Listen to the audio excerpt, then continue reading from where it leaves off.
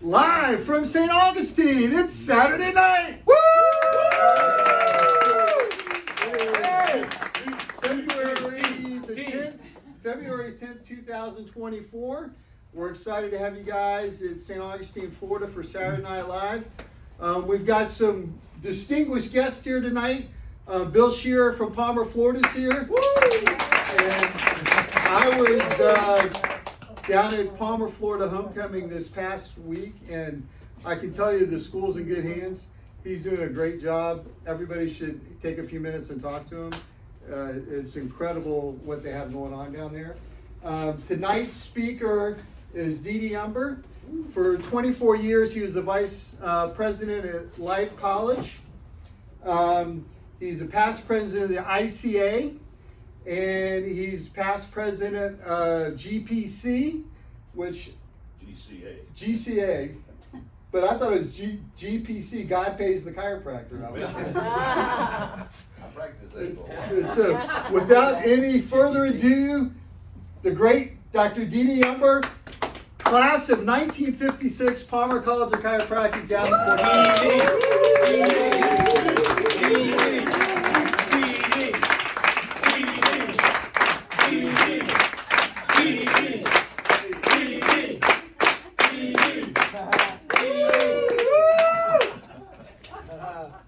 Oh my goodness. Thanks for that introduction, Dr. J, and so happy to be here.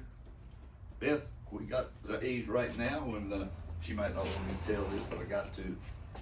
We'll get wherever we're going, and maybe we'd like to DE, for instance, and we get there maybe on Wednesday. DE starts on Thursday. So Thursday we get up, and she says, when are we going back home? We get that same where we get stuck at home, but it's great to get away, great to see you folks, and so many of you people have been along the way with us from Life University days, and we've just had a wonderful time in chiropractic. It's just been such a privilege, and the years we've been in this, now 70 years. Wow. since we first. And I said when Jay told me, he said when I first talked to him, he said, I said, how many people you expect? He said, 12, 15. And then last time he said, man, standing in the room only coming. And I said, well, I guess they want to come see this chiropractic relic. We had a DE in Sarasota a few years back, maybe 3 or 4 years back. Fella been to DE for probably 20 years and hadn't been back. And he showed up standing in the back of the room, and he said, is that D.D. Humber speaking? Is he still around? So when you get to along the age we are, hit 90 in November, not too bad, is it?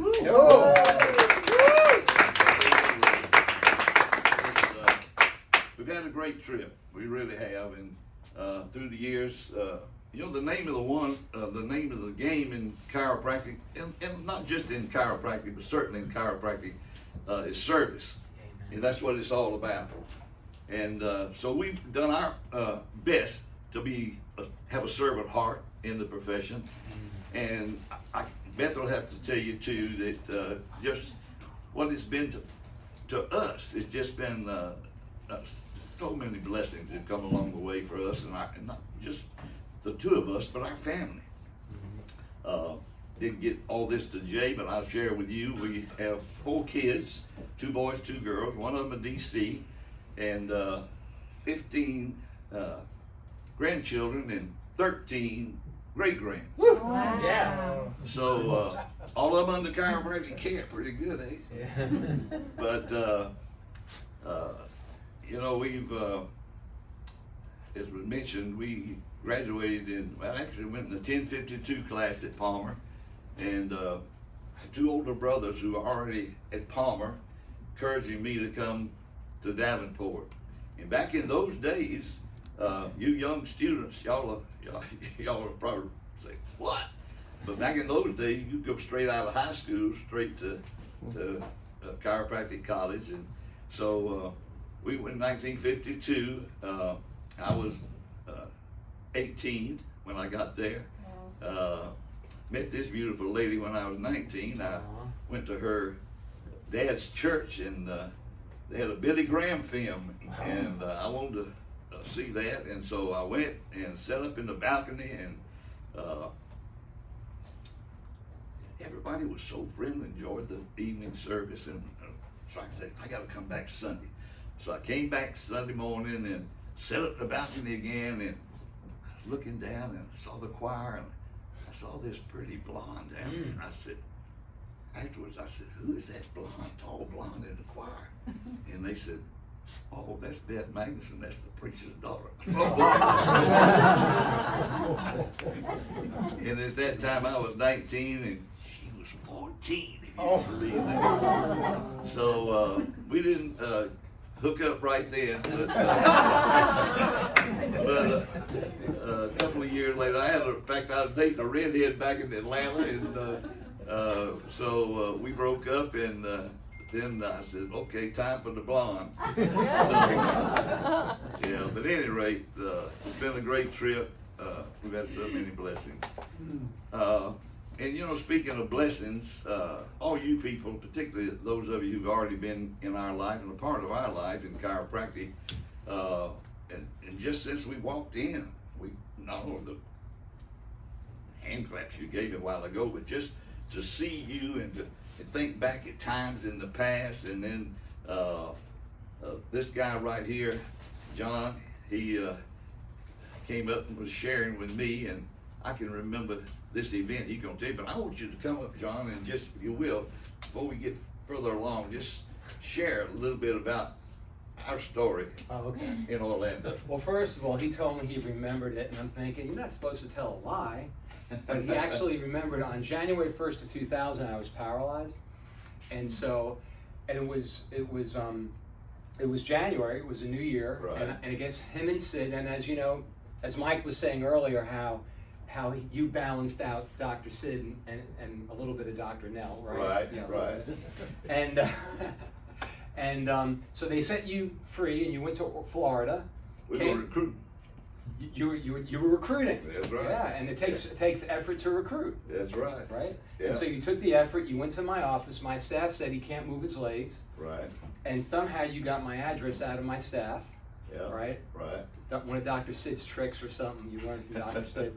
But he showed up at my house, knocked on the door, came in, and the Lord had just healed me from this paralysis. So I would say it was maybe the first week of January, like January 7th. Yeah. And he came in, and I just started to be able to move a little bit, and I actually, you know, even just talking to you, just blesses my heart, man. Thank you, man. Just, I mean, it's such a blessing. Thank you. And to think that you would have searched me out to serve me, to see how I was doing with all those other offices that you had, man, to go to, was. I'm going to tell you, in my opinion, that visit to my home is really part of how God used you to heal me. Thank you. It was just your presence. Thank you. And it was an adjustment too that you gave me. Right. But allowing God to use you as a vessel all these years, and to you to be obedient to that, is an honor to all of us. So I just thank you, man. I just love you, man. Thank you, man. I appreciate it. And I didn't get to meet Dr. John. He's an '89 graduate. Palmer, Florida? No. No, I'm talking about the Palmer, Florida Pres. Life chiropractic. Oh, Bill Shearer. Yeah. But I am an 89. 89 graduate. Exactly. I am an 89 life graduate, however. Right, I understand. I saw that. I pulled you up, man. I checked you out. We're just delighted and appreciate it. I'm honored that you came. I really am. I would miss it. And we had an intensive just a few years back. I think it was at 18 down in South Daytona. And and then came over and had a tour of the school at that time. And then Peter Martin was president at that time, and he actually came and spoke at the intensive. But proud of everything that's going on down there. We're delighted that you're president. Thank you. I talked to Mindy about you. She already gave you an okay, so. No, it's great to have you though, Doc, it really is. It's not only him, but it's great to have all of you here, and this whole thing about chiropractic has been, like I say, a whole part of our life.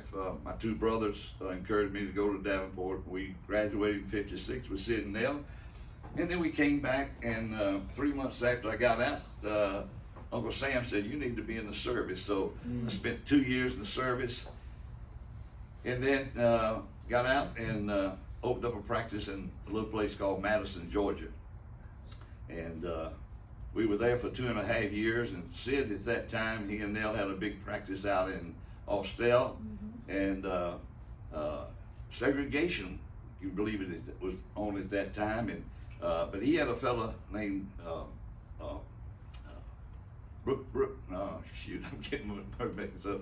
But anyway, he had a black gentleman come out, and he had Southern Railway insurance. Only 2 insurance in Georgia covered chiropractic care, and Zelma Brooks was his name. And he came out, and so Sid in 1 year had about 400 to 600 new patients, sir.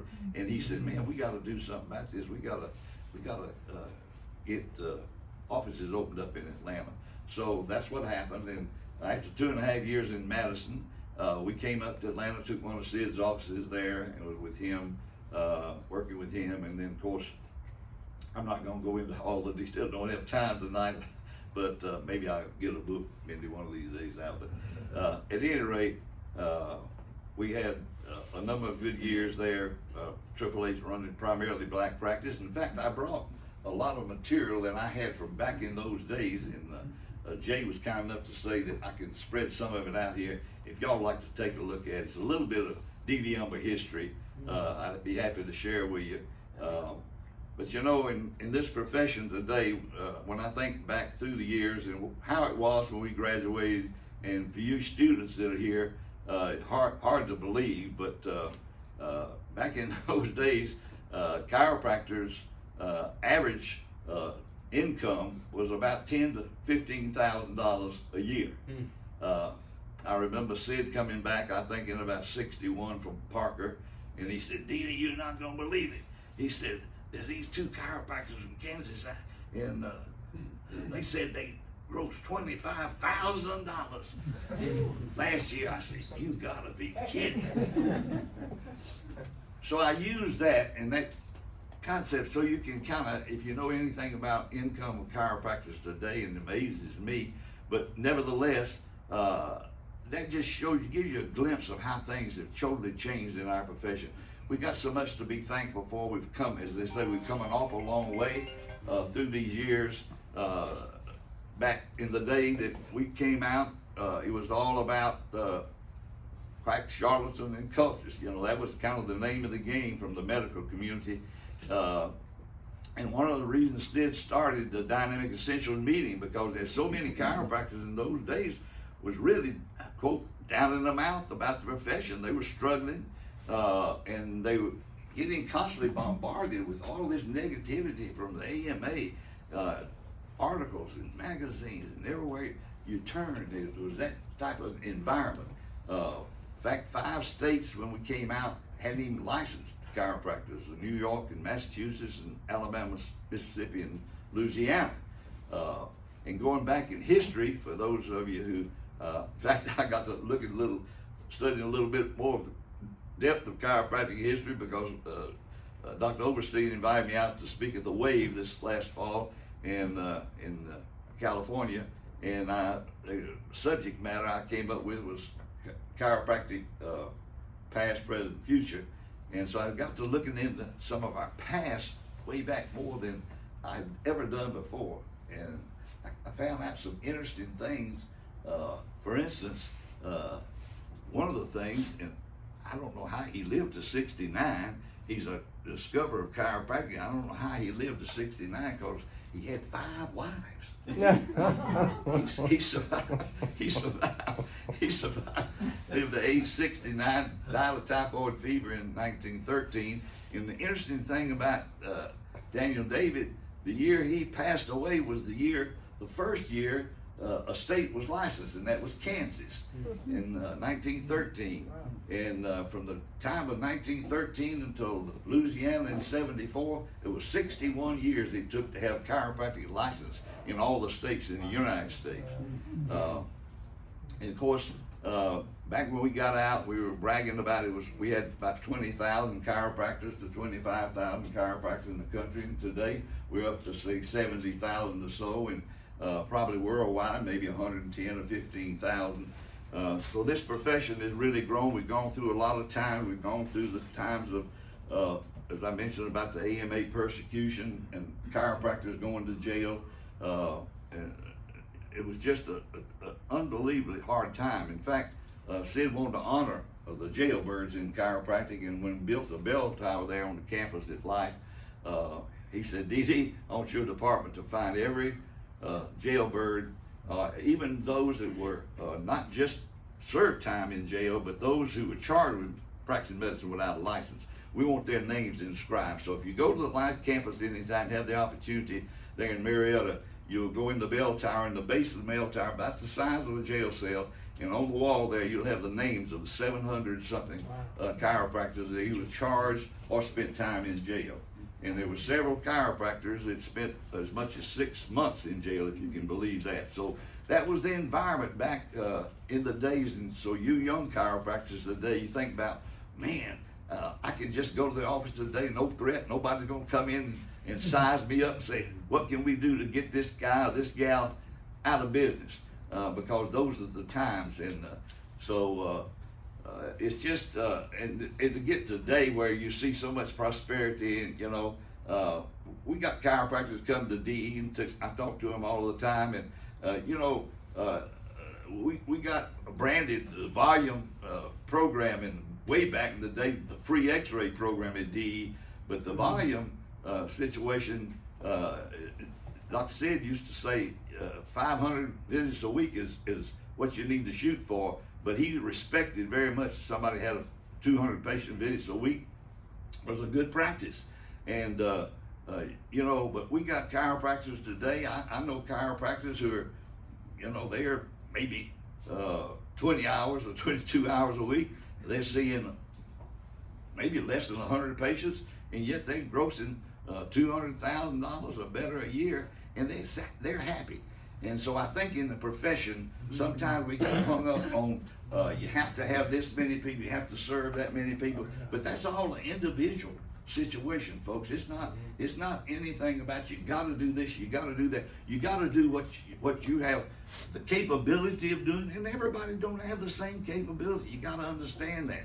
But once you get your chiropractic education, get your license, and go out. I used to say, I'll never forget one time, way back in DE, I was telling the fella, we were talking personally, it wasn't when I was up lecturing, but I said, well, he was kind of down in the mouth about his practice, and I said, well, the good thing about it, you can set your hours, you know, whatever you want to. You got to look at things positive.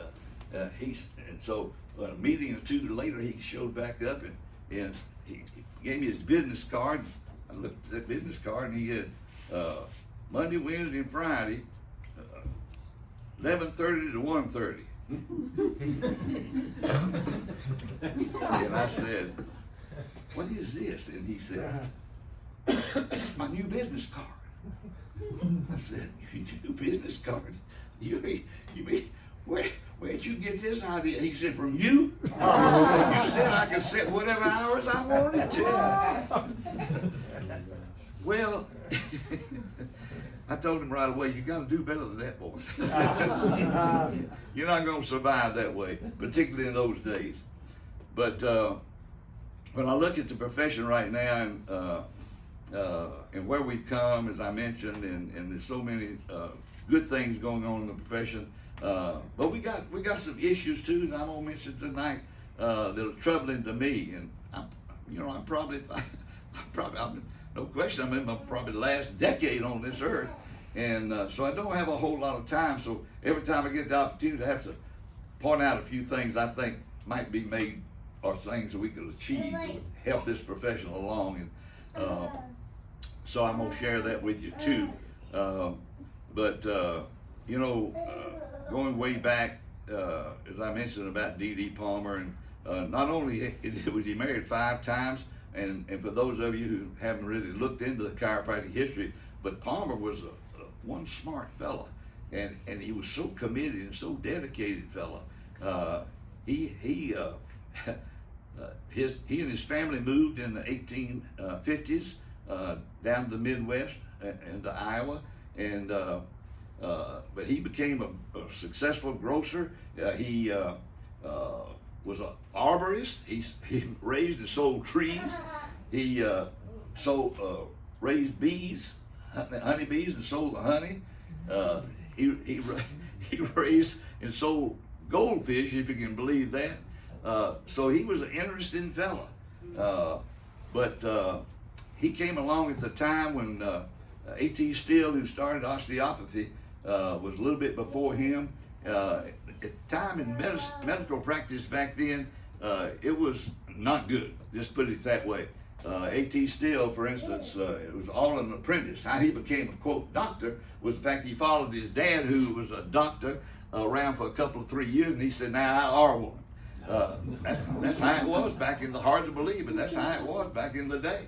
And but then he, along with D.D., got into magnetic healing. He was that before he came up with the concept of osteopathy. But then it's interesting too that both of them, they studied human anatomy, and both of them got enthralled about the osseous structure of the body, and particularly the spine.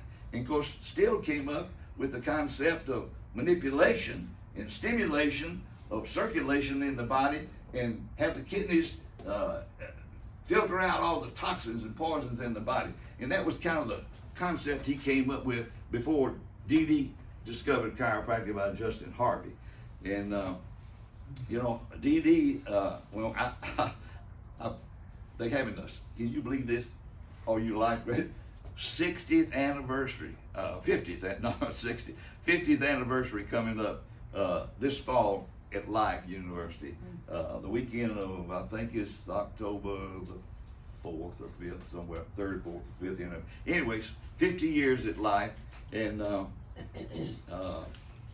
it's hard to believe that much time has gone by, but I lost my train of thought on where I was headed in, but osteopathy. Oh yeah, and A.T. Still and D.D. What I was going to say was, I hope, for instance, because we were in charge, my department was in charge of getting all those names, I hope we got D.D.'s name on there, because it'd be terrible if we didn't, because D.D. was the first jailbird. D.D., after Justin Harvey, his hearing came back, of course, and then the next patient was a heart patient condition, and success there.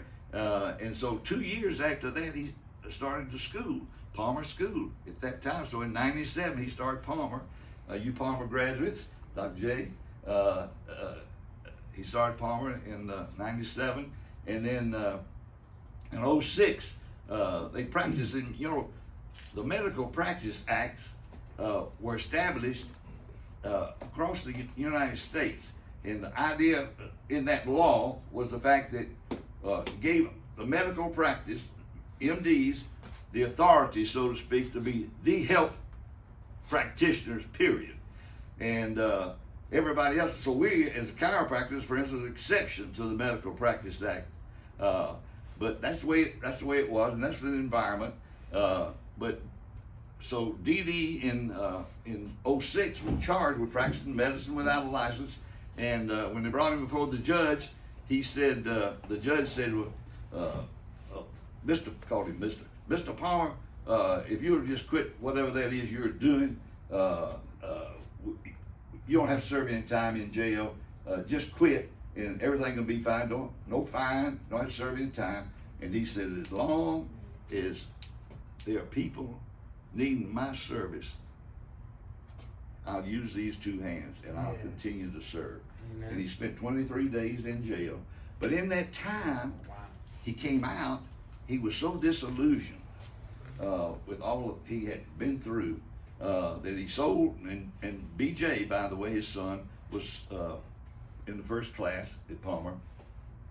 And so he sold Palmer in '06 to BJ, and BJ, of course, took Palmer from there, and DD went west, Oklahoma, Oregon, California, and set up chiropractic colleges for a period of time. And as I mentioned earlier, in 1913, he passed away of typhoid fever. They said was his death certificate. But and then of course BJ took to school, and the type of individual he is, one of a, you know, just an unbelievably individual as far as talent and ability was BJ Palmer.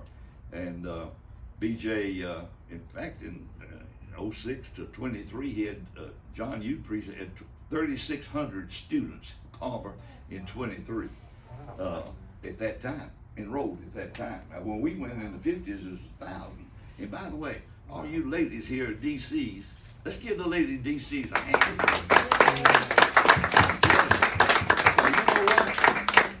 You know what? Back when we were there, we had 1,000 students, probably 35 or 40 women in the school at that time. So you see the huge change that's taking place, and I don't know what, I haven't checked the record lately, John, but I know some of the schools now where they're going over 50% in enrollment of women now. So that's been another huge change in the profession, a very positive one, so we're excited about that. But getting into, I mean, that's a lot of history. We've talked about that. But, you know, chiropractic is so simple, and we try to make it so hard. And one of the things that's been just really a burden on a lot, not just my heart, but a lot of chiropractors' heart, is the fact that we have basically, in so many instances, strayed away from the basic premises that DD came up with. Because all DD discovered in 1895 was that there was interference to the nervous system in the body. Lack of function is going to happen somewhere. And it happened in Harvey's situation. It was the hearing. The next patient, it was the heart. And so the whole name of the game for chiropractic is finding, locating, and correcting vertebral subluxation. You say, well, it can't be just that. Can't be just that. Are you kidding me? Who else is doing that? What other competition is out there for those people? You don't have any competition. Amen. But over the period of time, for various reasons, I don't get into all the politics of it, but over the years, and this is one of the things I said, it really been a burden to us, is see how far we've strayed for so many chiropractors, more involved with things other than chiropractic. Nothing wrong. Modalities, as an example, modalities work. But for heaven's sakes, medicine works. So the name of the game is not whether it works or not, or whether you can use it and charge for it. The bottom line is what the public out there needing, what nobody else is giving them, is life force being 100% in that body. That gives us our best chance of health. Life force being clear, the clear nervous system. In the atlas axis area, I don't know how you practice, but the atlas axis area of the spine, it holds the key. That's not the only place you can find a subluxation, that's for sure, but that's one of the keys. You got to have that atlas axis area clear. And but you know, I think about and I'm not going back in history. I hate to get, I don't even want to get in all that business about the politics of it, because sometimes that really distracts from the message. But the only thing I really want to share with you in that you'll be able to hopefully take home, and sometime I remember somebody said one time, they said, well, you can give them a good talk, DD, if you give it to them on Saturday night.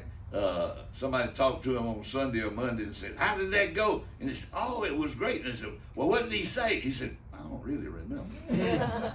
So a lot of times that's the way it is, but I hope it's not that way tonight. I didn't drive down here today to do anything but just to share with you share a little love with you, and a little concept of service, because you young practitioners and those of you future chiropractors, you got to have a servant heart. If you do have a servant heart, you're willing to love people, give them hugs. I remember we had a fellow, Don Armstrong, came to DE from Canada back in the early days, in the late 60s, and back, I don't know where you know it, but Canadians, at least back then, I don't know how it is now, but they're a little bit on the reserve side. And so Don shows up, and one of our doctors had been there, said, going to welcome me, come up and said, "Hey, Dr. Armstrong," and going to give him a hug. And he scared that he'd never been in an environment where anybody was hugging him. So I'm going to tell you right now, we still have DE. By the way, the next one's in Clearwater Beach, 18th to 21st. If you want to come to DE, we're delighted to have you. But at any rate, you'll get a hope. There'll be a lot of loving and hugging and going on, because we celebrate at DE. We celebrate chiropractic for what was discovered in 1895, and there's a lot of sharing going on. But the other thing I thought about when thinking about coming tonight, that we need to do, we need to get serious about this thing, really. I remember, in fact, I brought some old memorabilia, some things that, I don't know whether y'all ever know this or not, but I'll share this with you. In Indianapolis was a fellow who started a chiropractic college named Earl Beebound. And Earl split away from BJ because BJ accepted x-ray use.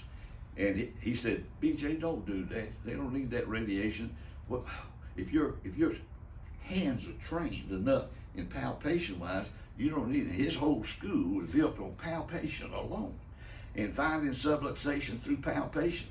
And at that college, I forget how long it ran up there, but Earl, he came to DE in the early days, he and his lovely wife, and so when I was president of the GCA, State Association, I invited him to come down and speak to our group there, and he wrote me a letter, said had the Indiana State Association, he couldn't make it, but Earl talked about the importance of palpation. I think maybe palpation today, the chiropractor Beth and I see, he's a AO guy, sweat guy, and we see him, we got a standing invitation appointment every Tuesday, 2 o'clock. We get checked. And, you know, wouldn't it be wonderful? Think about this a minute, folks. Gives me chills thinking about it.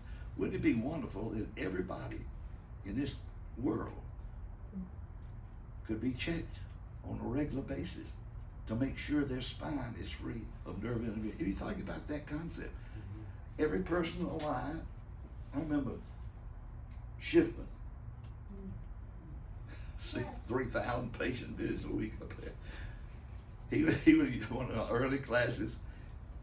In the class that I was teaching then, I said, "Students, you gotta know that every person you see wherever you go is a potential patient. They need what you have." And Shipman would tell you today that he bought into that right there alone. He did.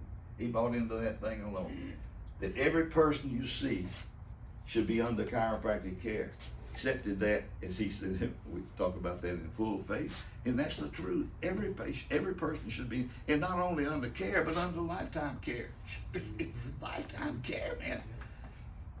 Think of the suffering people do for the lack of clear nervous system. Yes. It's just hard to imagine.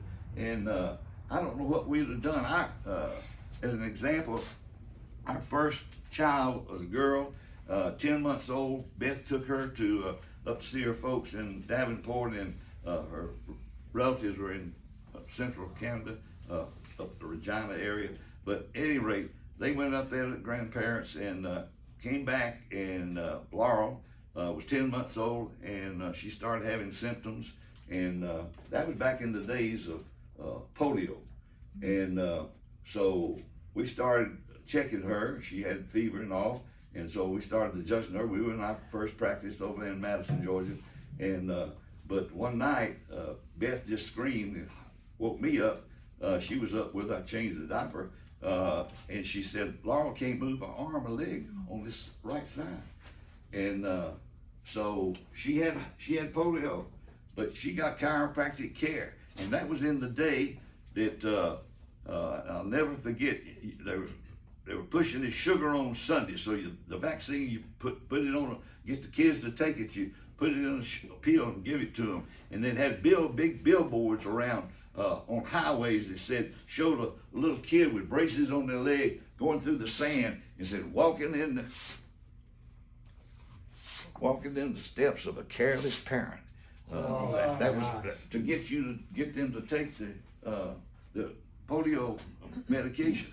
But Laurel, bless her heart, she came through it. She has a little atrophy in one of her feet, a little bit in her calf, but she became beauty queen at her high school, has five of our grandkids, and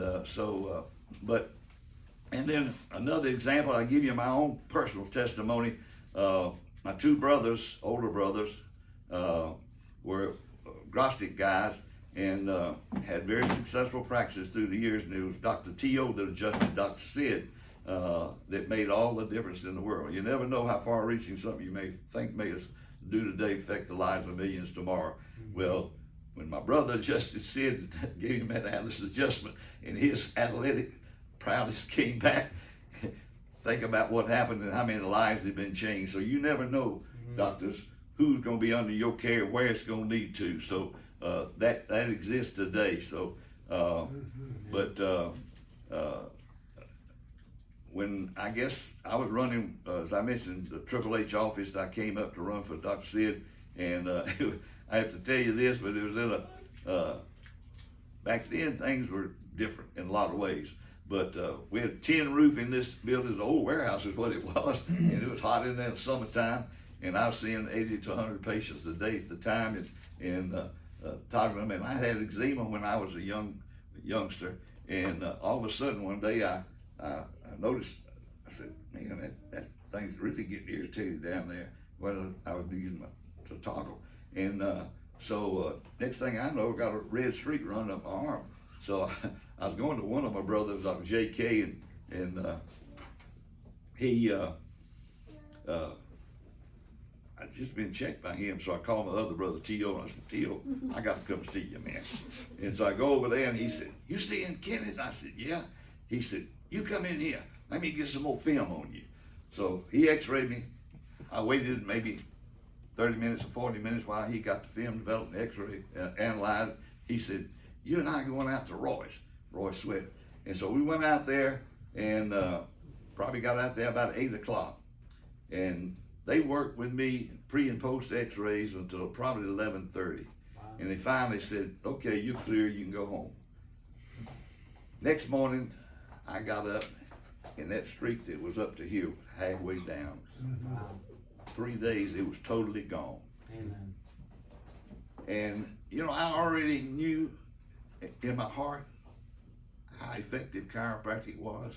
But when you have a personal experience like that and you see, man, I told that story, I forget where it was one time, and they said, "Well, you could have gone to the medical doctor and got care like that. They'd have done the same thing for you." Never got the message, did they? Oh.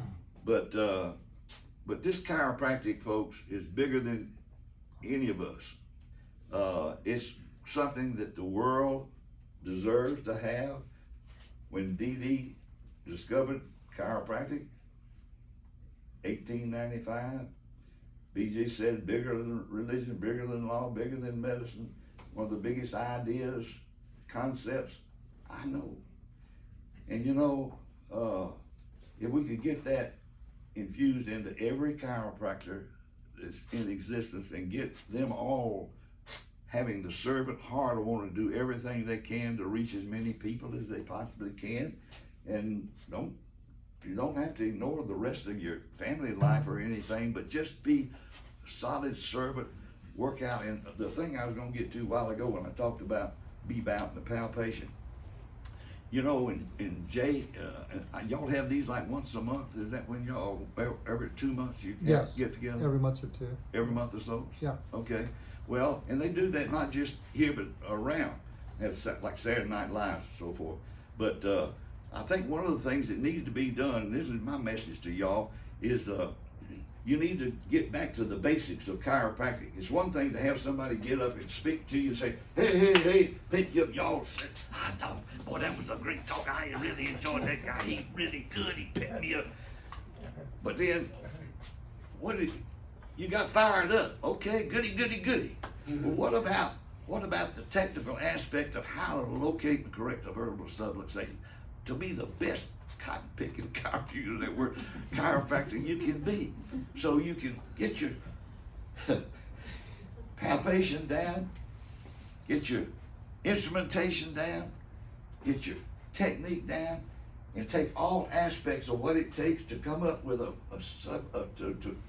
be able to come up with perfect analysis of that spine, so that you'll be the best chiropractor you can possibly be. And so start having those sessions. Now people come in and have sessions, work sessions. I thought about this, as I mentioned, coming down here. I said, why don't somebody come up who's very good in palpation, bring them in, talk to them, and study with each other, have study sessions.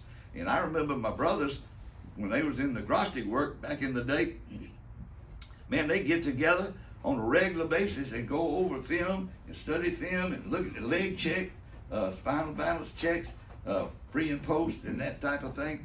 And so get serious about this thing. And if you know, everybody can improve. Everybody can improve. I don't care where you are, how long you've been, but you can all improve.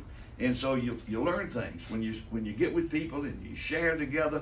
And so, but what the vision I've got is, like I mentioned a while ago, is turning this world upside down from a health perspective through this profession.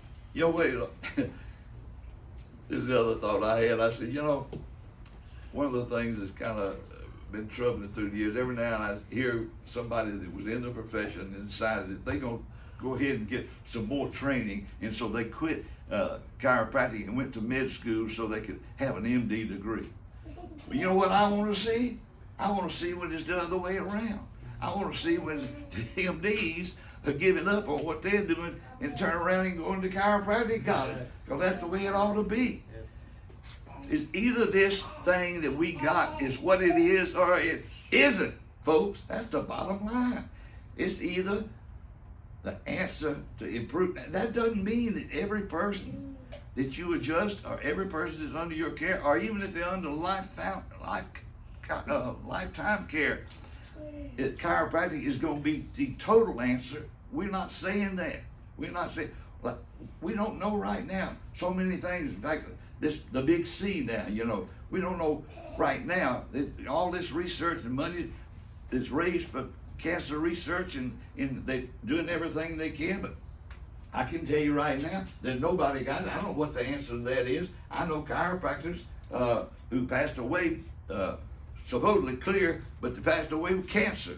So we don't have all the answers, folks, but we got a big answer. And that's the one we need to take and magnify and use it to our maximum ability during our lifetime. We'll do that and give our life to it, clearing people out. Woo! And checking those people. There's nothing to be more thrilled about. You check the patient and you say, honey, you're doing just fine. I'll see you Wednesday.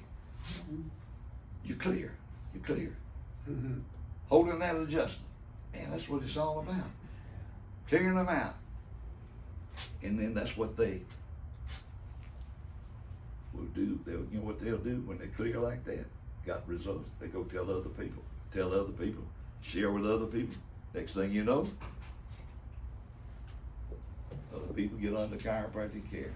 And the more people under chiropractic care, the more people in this world live a better life, all because of what D.D. Palmer discovered in 1895. And so I guess that's just about my little message itself. I've got, I have a lot of notes. I had a whole bunch of notes that I was going to use. But I do have something that you excuse me just a second. DD said that. No, he was going to be Oh, DD said that. It was some D's. Yeah.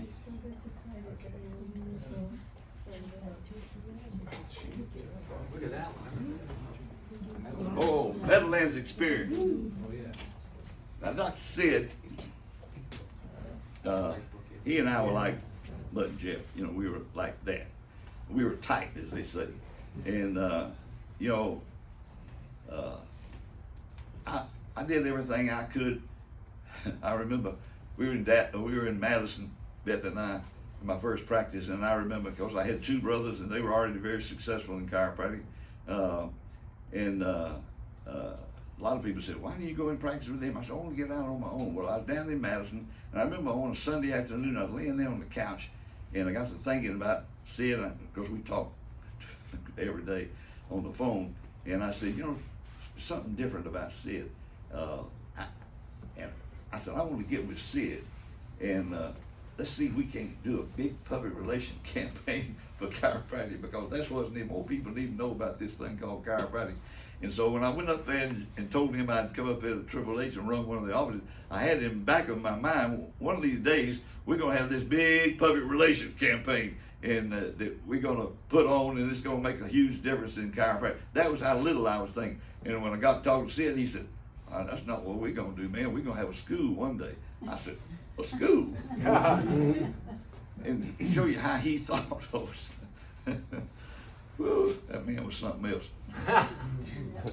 The way he thought, I'll give you another example of that. Sid had such vision. I've never been around anybody that had his vision. And so he told me one day, he said, Dee, I'm going to start a basketball program here. I said, basketball program? And he said, yeah, sports. People love sports, and they get sports. We can get chiropractic advertising through sports. I said, well, that's all right. You're going to do some intramural? He said, no, man, I'm not going to be intramural. I mean, sure enough, we're going to get serious about this thing. And I said, oh, okay, but we don't have a gym. He said, don't worry about the gym. I said, okay. So next thing I know, I hear that Sid is reaching out to Roger Kaiser, who was All-American at Georgia Tech, and was coach over at West Georgia, and had already had one national championship over there in NAIA. And so we had some other Tech people working for Sid at the school at the time. And so Sid told this fellow, said, I want you to get in touch with Coach Kaiser over there and tell him, come over here. I want him to be our coach. And this guy, Joe Kelly was his name, and so Joe goes, talks to Kaiser, and Kaiser comes over, and he knew of Sid because of Sid's playing football for Bobby Dodd. And so he came over, and sitting out there in the reception area of Sid's office, and sat there for about an hour and a half, and then 2 hours. He said, I guess he's not going to see me. So he got up and left. And Sid said, went out there to Gene Riley. He said, Gene, where's Coach Kaiser? He said, he left. He said he couldn't, he waited 2 hours, he had to go. And he said, oh Lord, I'm sorry I missed him. Get Joe Kelly on the phone. So he gets Joe Kelly. He said, Joe, you got to go talk to Kaiser. He said, I'm sorry I messed up. You got to get him back over here. Well, he talked to him. I don't know how he got him, but he got him back over there. So when Kelly came back, when Kaiser came back, he said, they talked and talked. And so Roger, like I said, they communicated. And he said, well, Dr. Sid, when are you going to show me your gym? And he says, oh, come on, Roger, I'll show you. And so he gets him in the car and drives down from the campus down across the street over there, and you're going down toward the tree house, and he stopped the car, and he said, Roger, you see that big thing of pine trees right there? And he said, yeah. He said, that's where the gym's gonna be. He said, where the gym's gonna be? You mean, you invited me over here to be your coach? You don't even have a gym? He said, we're gonna have the gym, don't worry about it. Yeah. Well, Roger accepted the job, and Roger came. He went in to see Dr. Sid, and he said, Dr. Sid, I'm gonna need some scholarships. And so he said, well, Roger, how many scholarships you think you need? And he said, well, I guess 6 or 7. And Sid said, 6 or 7? Don't sound like many to me. What'll it take to win the NAIA?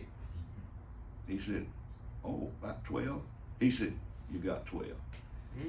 Now, the reason I'm telling you that story, that was just the way, that's the way Sid thought. That was just the way he thought. It didn't make any difference. That was just how he was. But the reason I'm holding this book, and by the way, Dr. J, this is going to be your copy. I don't know where you have the Meadowlands experience. But we have a DE intensive up in New Jersey, the Meadowlands. And Dr. Sid gave this talk, and these books are given away at DE. Come to DE, you'll be welcome to have one of these. But this is probably one of Dr. Sid's more concise, I should put it that way. He's written a lot of books in a lot of places you can find out about him and his message for chiropractors. But you'll never find one any better than this small little book right here called The Meadowlands Experience. And so, Dr. J, for hosting this tonight, this is your copy, my friend. I want you to have that. Thanks, sir. You're very welcome. You're very welcome.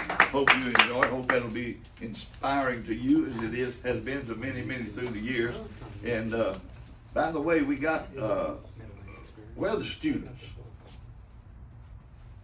One student? All right. Oh, you're a student as well. All right. 2 students. All right. Well, I tell you what.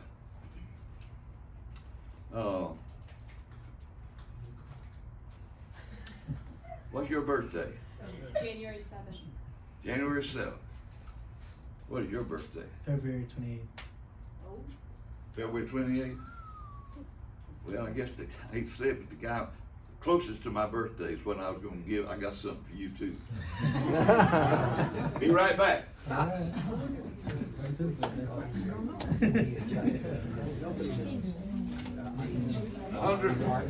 100th Good question. anniversary in 95. There were a lot of things that you could get purchased at the time. This is one of the things we bought, and we bought several of them at the time. I don't know if you're gonna wear this tie, but this is, it kind of goes with your jacket there.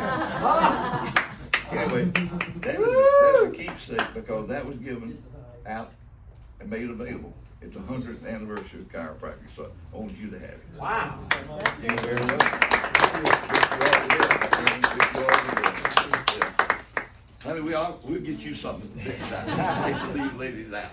But, folks, it's been good to be here. And as I mentioned to Jay earlier, and he's going to be kind enough, I brought some memorabilia out here. And, I hate to break the party up, but so you can hang around. I don't know what your time limit is, Jay, but you're welcome to come out, and we're going to have some of our stuff back when we were in the business, so to speak, and you're happy to take a look at it and read it, go through it.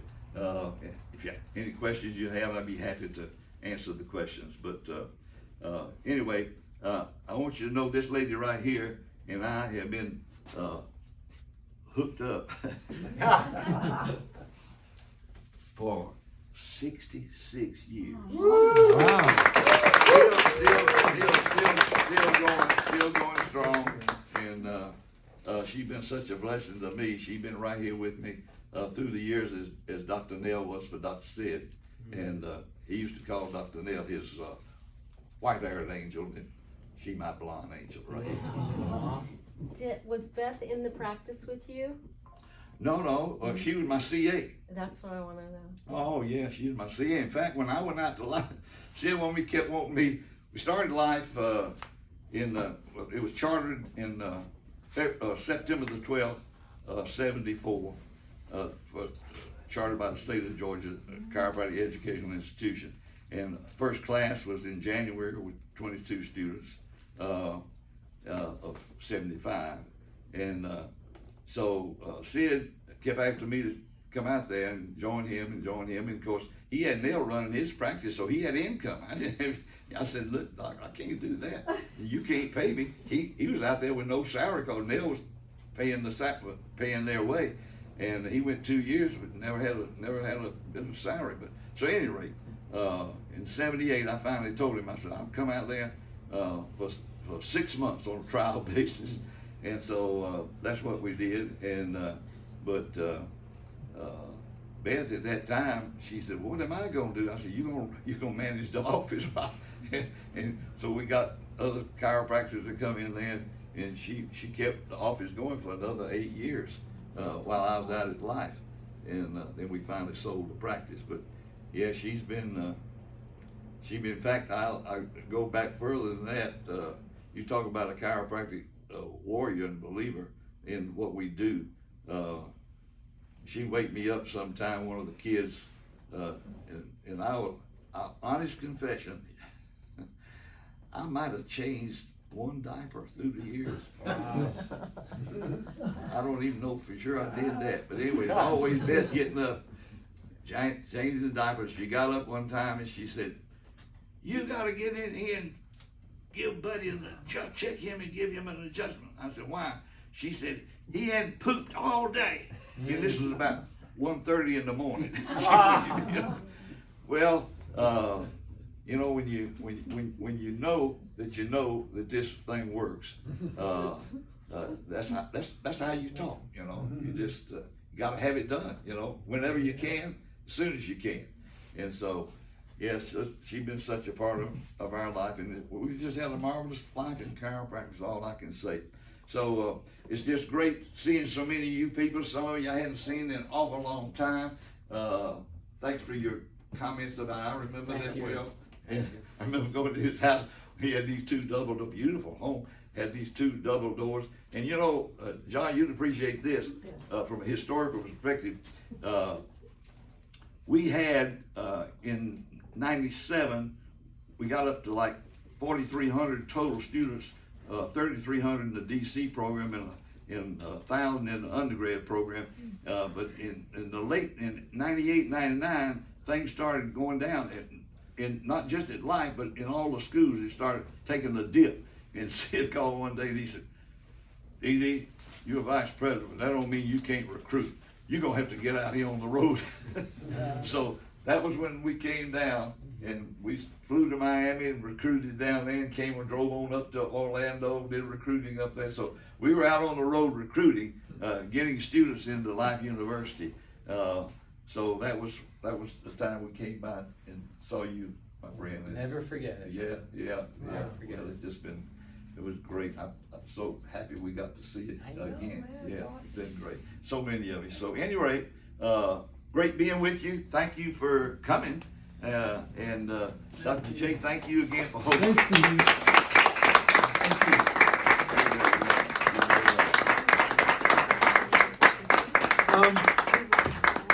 We want to have an open invitation for people to give us names, people that they think would be great speakers like Dee Dee, so we can keep having this every month. So you can just email me or text me the name, contact. You might want to check with the person first, make it a little more efficient. I know one of the traditions at Saturday Night Live is to do any sharing. So if anybody feels like they're are really called to say a couple words, does anybody want to come up and speak and add to what Dee Dee had to say? No takers? Okay. Tough act to follow. Yeah. All right. So live from St. Augustine, it's been Saturday night. Thank you, man. Thank you, we will have some of the memorabilia out here if you want to take time to take a look at it. You're welcome.